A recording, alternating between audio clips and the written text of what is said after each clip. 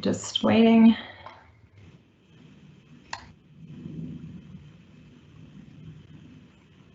Hi everyone, welcome to the next series of the Bee Biosecurity online talks. My name's Rebecca and we're joined by a whole range of guests tonight. So we've got Susie and Kerry who are helping us with the production, but we also have some guests from around the country.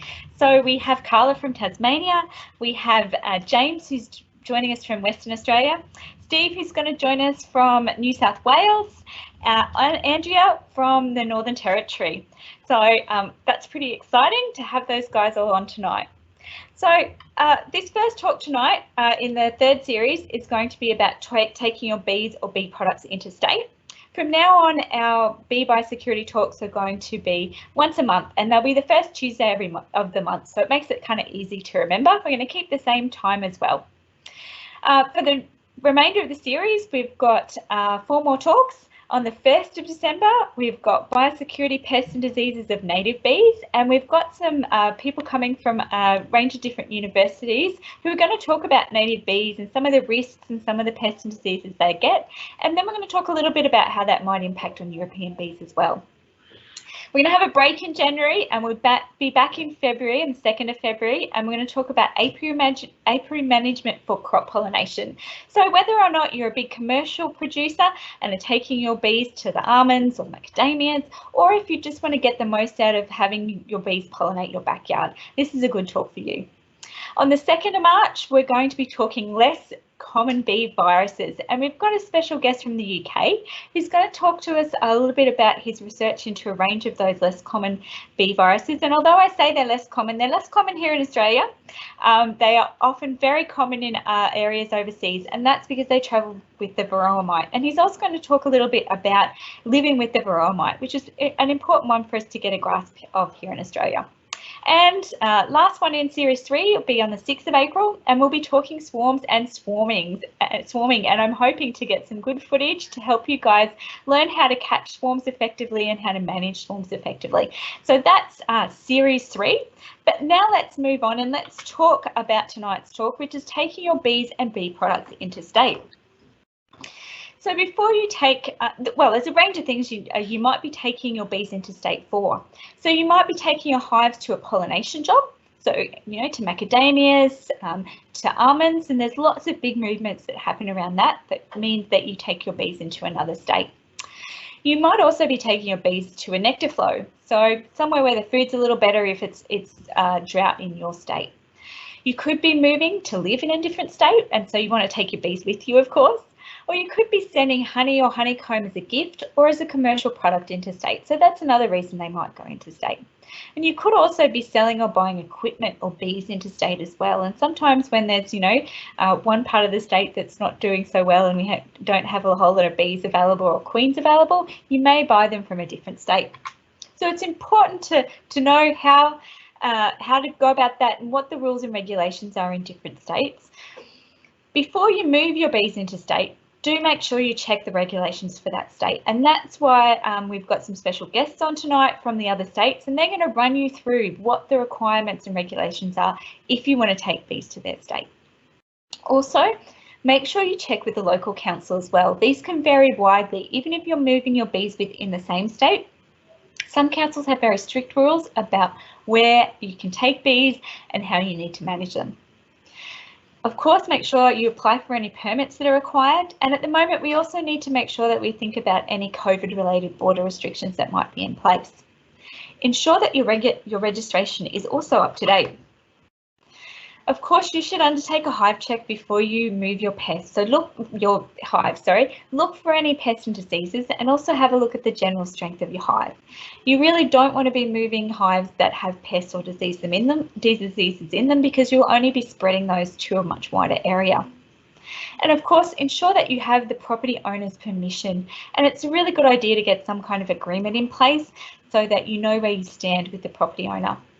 Property owners also might have other rules and regulations or best practice when it comes to moving things like equipment, or even if you're walking around cleaning your shoes. And it's designed to help prevent moving other pests and diseases of animals and plants. So make sure you ask about those as well before you move on to a new property. Just before you move your bees, check the weather, of course, and try and avoid any very hot periods because that's going to put a lot of stress on your bees. Map out a route to avoid locations that have got lots of people, and if you're travelling at night, try and avoid areas that have too much lighting because that'll attract the bees out. Consider taking some extra fuel with you so you can try to avoid stopping at petrol stations if you can. Before you get your bees onto the truck, extract any excess honey. That stops, too much heavy movement of those hives, and seal any holes through which you think your bees might escape. So make sure they're pretty sealed up so that you've got solid hives. Secure and fasten the hives onto the truck when you put them on there and minimise the movement as much as possible. Of course, wait till the evening to close up the entrances and then leave them sealed when you're transporting them. Where all possible, try and transport your bees at night time. While you're travelling, if you're transporting during the day, try and keep the truck as cool as possible before you load your bees on. So keep it in the shade just to minimise that heat difference.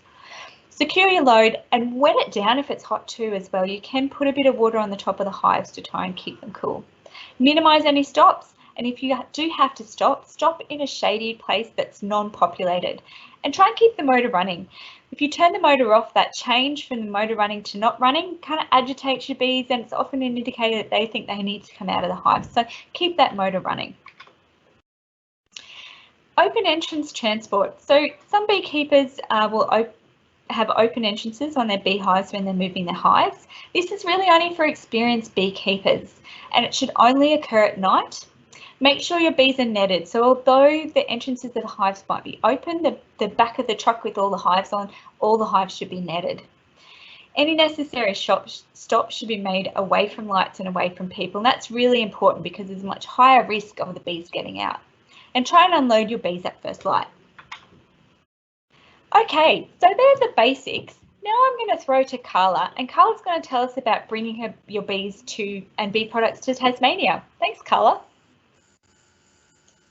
Thanks, Rebecca, and thanks for having me along tonight to talk about Tassie requirements. So we're one of the states you can't move your whole beehive, unfortunately, with bees and all in it. And the reason we don't allow entire colonies into Tasmania is because we're fortunate enough not to have small hive beetle here, and we'd really like to keep it that way. So fortunately, you can import queen bees. So to import queen bees, if you do need to get one from interstate, you just see your local inspector about getting a health certificate. They might ask you to inspect your apiary or to check some records and to ask you about your understanding of managing small hive beetle in your apiaries, and that you understand how to load the queens into the cage and fill out the declarations properly. And then we inspect those queen bees on the way through and put pass tape on and release them to the beekeeper. And they do a third visual check to make sure there's no beetles or larvae or anything in the cages. So we can get queen bees in that way. Honeycomb is a bit tricky because we have a little critter here called the brawler fly, or browler fly, depending how the locals pronounce it. I don't consider it too much of a pest, but I won't go there. But anyway, they make little tunnels in the honeycomb, so we can't send our honeycomb interstate unless you've got a permit from the state you're sending it to. And likewise, unfortunately, you can't send gifts of honeycomb to your friends in Tasmania unless you do apply for a special authority. So there is a way to do it. It requires freezing and, again, a health certificate. So you can contact me if you're interested in doing that. Honey is a bit easier. You're quite welcome to send or bring honey to Tasmania, but you do need to declare it on entry. So we just make sure that it hasn't got bee bits and wax in it. So if it has wax in it and the wax floats to the surface, in theory, any pest that might have ended up in there can survive the journey. So do declare it on entry so we can have a look. Used equipment, unfortunately, we won't allow used equipment into Tasmania. Generally, any bee boxes, gloves are a straight out, sorry, you just can't bring it down. A quick story, if I may, and I was in Victoria doing one of the Varroa exercises, and oh, sorry, yeah, it was for Varroa, but I got an opportunity to see the small hive beetle, and as I closed my veil, it flew in, and I could have very well been the person to bring it to Tasmania. So that's why we don't allow used equipment and suits and gloves and things, unfortunately. But if you're moving here and you're thinking about bringing stainless steel tools and things, you can ask about getting a special authority and provided it's had some sort of treatment like a radiation. We will consider that. And look, I've run through it all really quickly, so I guess I'll bounce to questions later. But if you'd like to look at our website, I think up on the screen you can see, well, there's a hyperlink. You're welcome to just Google Dipipui bees. That'll take you straight to our interstate requirements page, I think. Otherwise, my contact details, Rebecca's been kind enough to leave at the end, so you'll be able to find me if you need to ask any questions. Yeah, and that's it from me in a nutshell. Thank you. Great. Thank you so much, Carla. And I'm so jealous that you don't have small hive beetles. I'd love to be somewhere like that. We'll try to keep it that way. Yeah, I'm sure I understand. I'm sure the rest of the states understand why you don't want it down there. That's for sure. Now, I'm going to talk a little bit about what the restrictions are in Victoria, and that's just our BBO in Victoria, unfortunately, is on holidays at the moment, and they have a public holiday there down there, the Lucky Ducks, today too. So I'm going to run through bringing your bees and bee products to Victoria. So in Victoria, a health certificate is required to bring bees in or use bee equipment, pollen and bee products. So you need to have an approved certificate, and it needs to be provided prior to coming in to Victoria. For the introduction of bees and hives from apiaries with more than 50 hives, a honey culture test is required, so that's to look for AFB, and it must be done in the last 12 months, so it has to be a fairly recent one.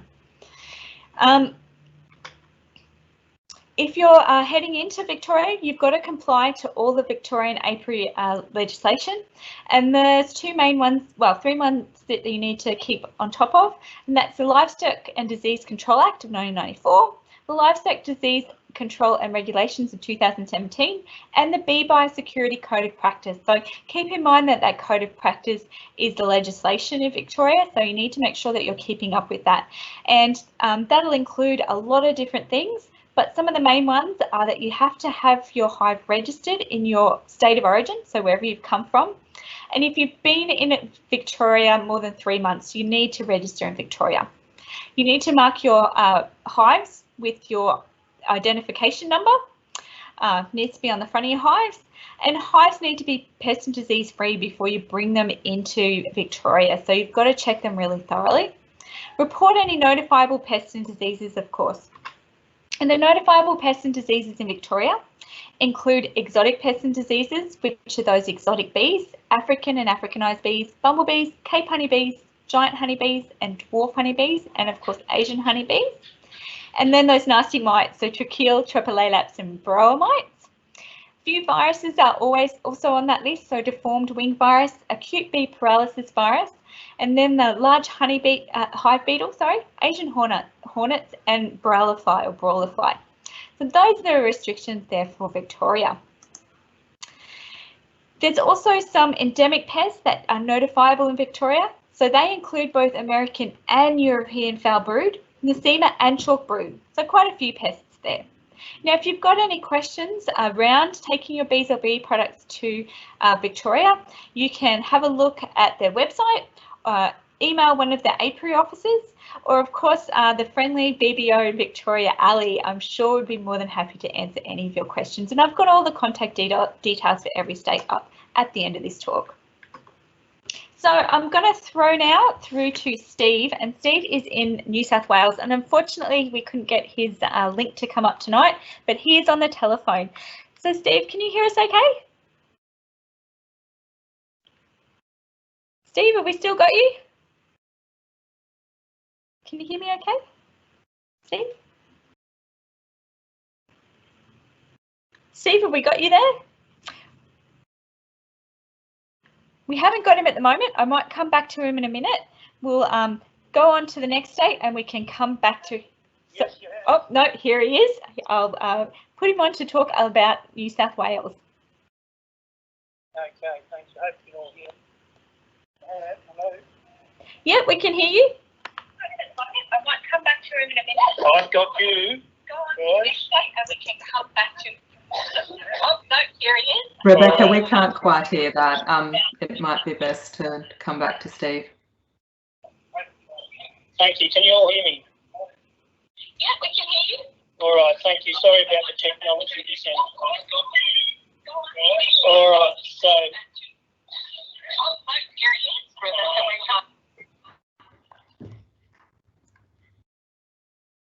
Rebecca, that's not really working. No, okay. We can't hear Steve. All right, Steve, it's not working. I'm just going to go ahead. Okay, we've got some technical difficulties here tonight. Sorry, guys. I'm going to go through these and I'm going to have Steve on the other end of the phone and he's going to let me know if I've said something that's not quite right. So if you're taking bees or equipment into New South Wales, since 2019, New South Wales no longer requires submission of health certificates to move bees or use bee equipment into New South Wales unless you're coming from Tasmania. So notification of movement is required and you need to call quarantine and we've got contact details there up for that. Any beekeepers whose hives remain in New South Wales for more than 3 months or require registration in New South Wales. So you've got 3 months. After that, you need to register there. So the requirements for Tasmania, so if you're coming from Tasmania into New South Wales, the requirements are a bit different. There's clause 12 of the Biosecurity order, and it says that used hives or equipment must be irradiated or inspected and found to be free of that nasty brawler fly for 7 days prior to importation. You've got to provide the New South Wales DPI with a record of movement permit, and so you can get one of those off your DPI website or details about that. It also needs to be accompanied by a health certificate, and that's usually provided by your local state. And direct location needs to be specified on the health certificate, so exactly where you're going to put your bees. So I'll touch base with Steve and check that I've got that all right.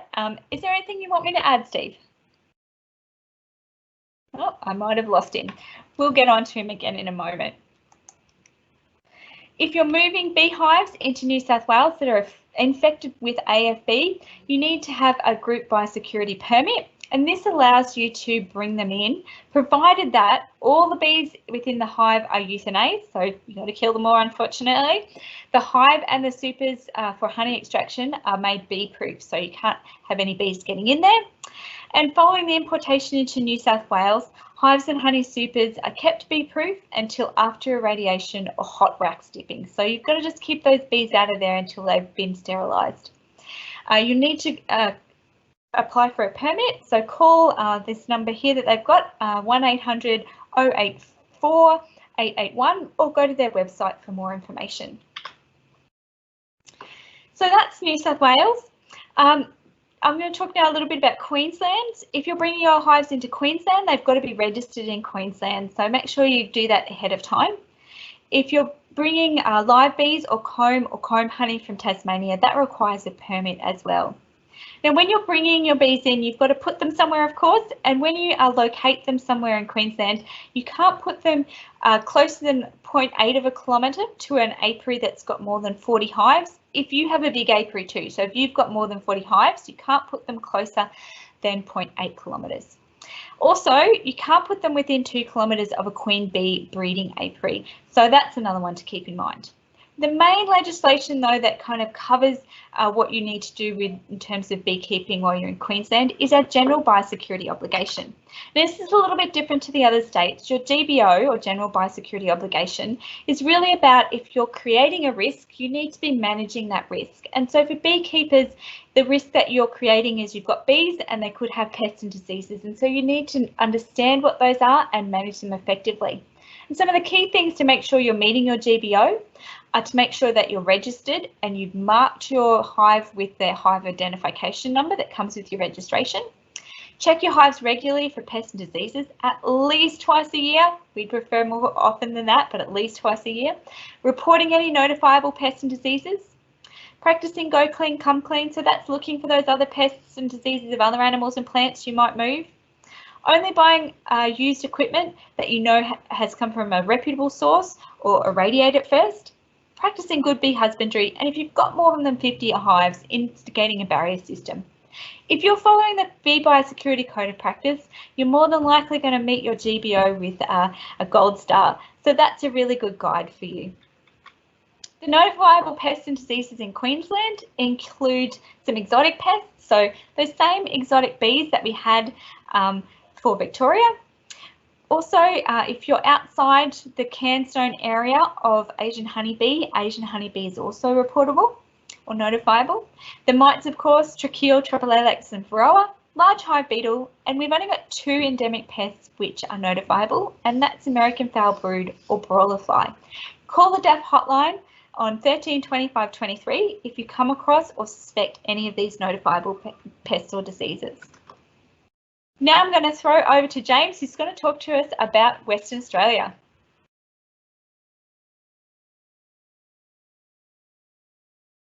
You there, James? Cool, it's all right, just playing with buttons. So thank you very much, Rebecca, and thanks for the invite. Certainly appreciate it. Certainly on my first slide, I've just listed the I suppose the extra diseases or pests that we don't have in WA. So yeah, everything that's been mentioned from Ali's list over in Victoria and your own list in Queensland, we've just got a few extras. So I certainly say we're even a little bit more special than Tassie in terms of our biosecurity freedoms, and we certainly want to keep that way. So we don't have also don't have European foul brood. One of the lucky few to not have small hive beetle, and we also don't have Norsema yeserana. And I suppose because of those three extra freedoms, we don't allow bee products or most bee products to Western Australia without treatment. If you could jump on to the next slide. Yep.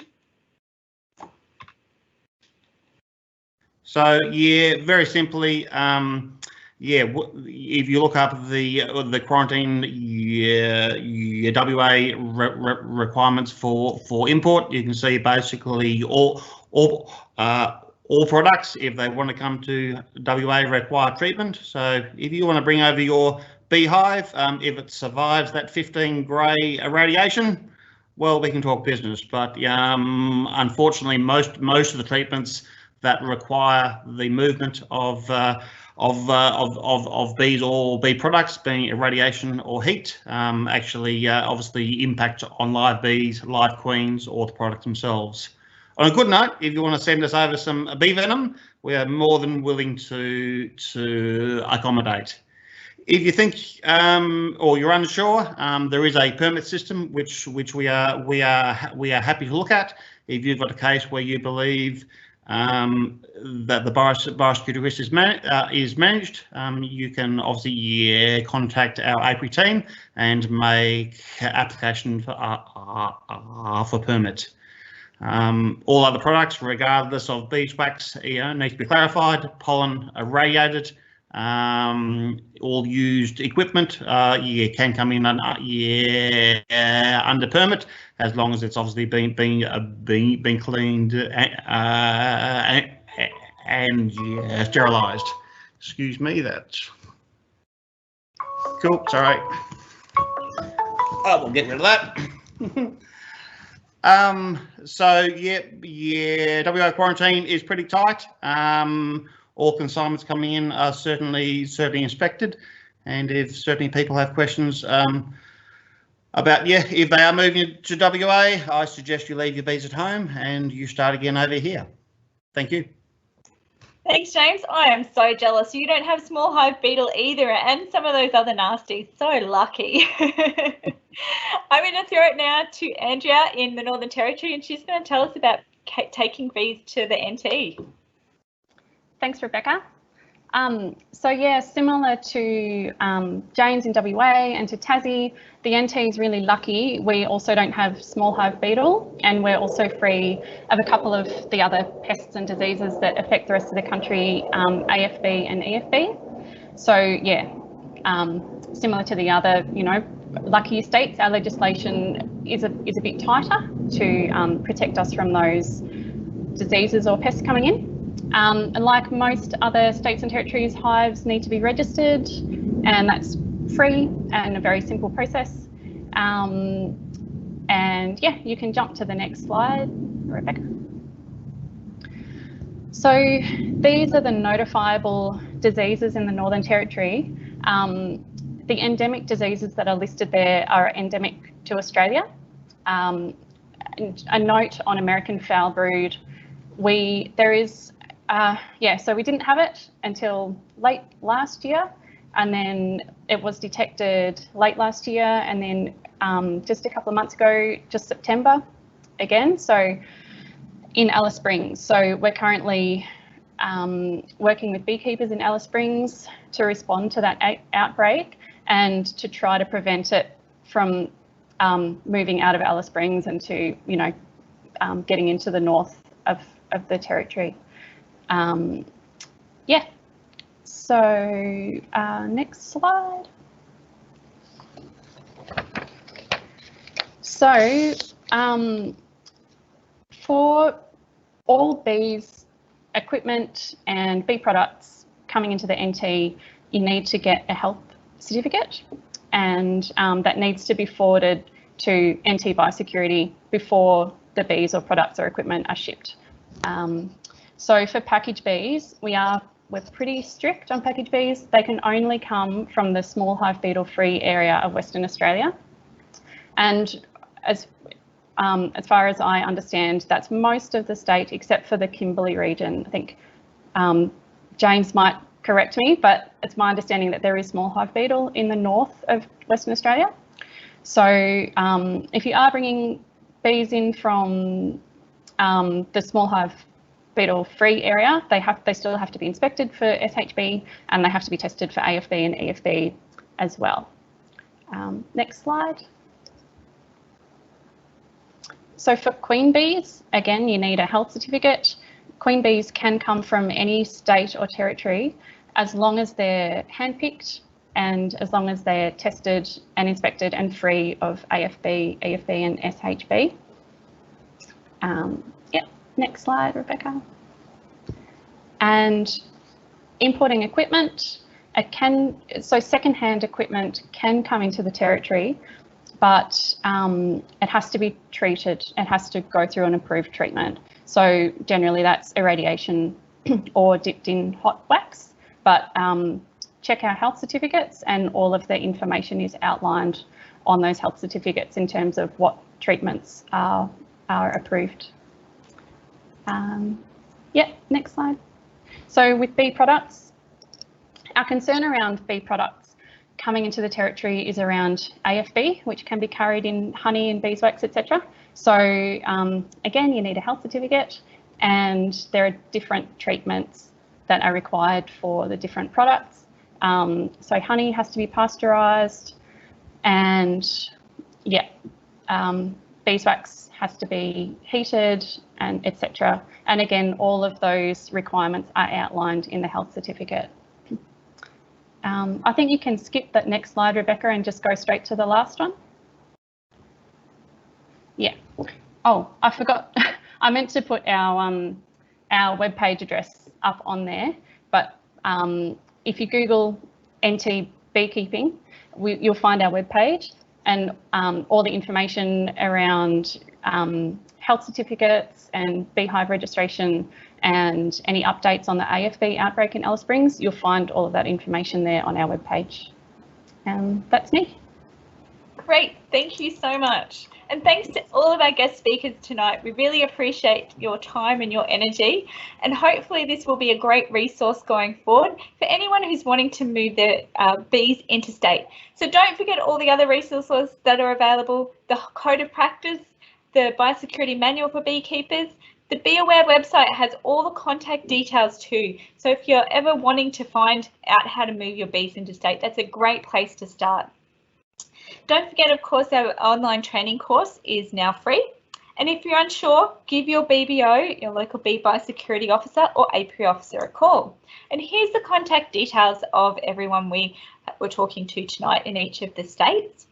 And we might move on now to questions. So have we got any questions?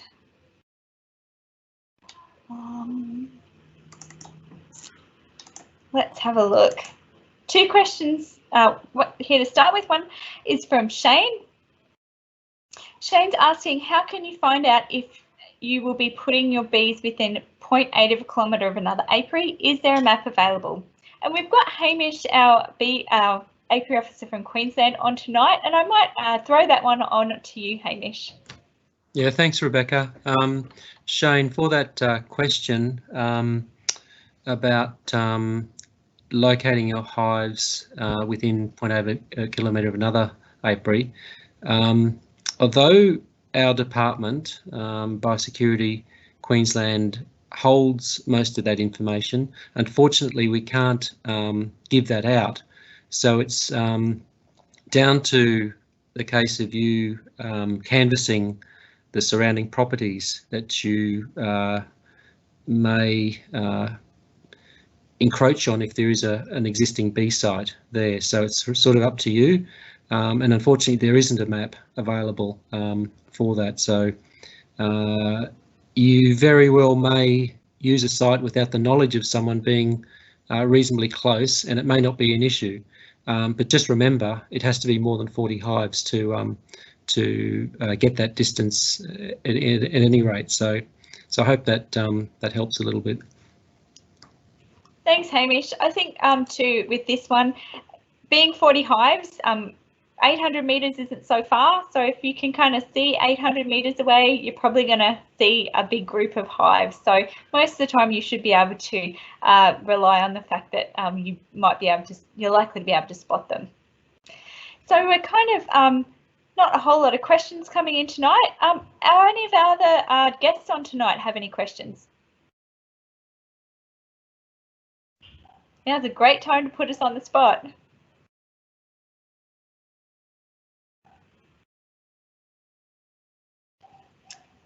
Okay, well, finishing up early, that's fantastic. Everyone can get on with their evening. Thanks again to all of our guest speakers tonight, and Hamish as well, for tuning in. If you have any questions, please don't hesitate to call your local department, and they will put you in touch with an apiary officer or a bee biosecurity officer, and they should be able to answer your questions about moving bees interstate. Don't forget, our next talk is the first Tuesday of next month, and we're going to be talking honeybees, but we're also going to be focusing on native bees and native bee pests and diseases, and it should be another cracker talk. So thanks everyone, and good night.